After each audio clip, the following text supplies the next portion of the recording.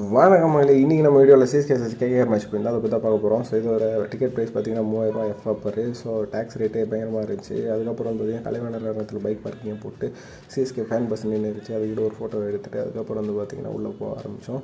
So fans பார்த்திங்கன்னா பயங்கரமாக இருந்தாங்க. கூட்டமாக கொஞ்சம் சீக்கிரமாக போயிடுங்க. அதுக்கப்புறம் பார்த்திங்கன்னா கடையில் ஜேசி இதெல்லாம் விற்றுருந்தாங்க. நான் கேகேஆர் ஃபேனு. ஸோ கேகேஆர் ஜேசி தேர்ந்தெடுக்கிற கடையில் அப்புறம் ஒரே கடையில் மட்டும் காய்ச்சி வாங்கி போட்டுக்கிட்டேன். அதுக்கப்புறம் பார்த்திங்கன்னா உள்ள கரும்பு ஜூஸ் வாங்கி குடிச்சிட்டு அதுக்கப்புறம் உள்ளே போக ஆரம்பித்தோம்.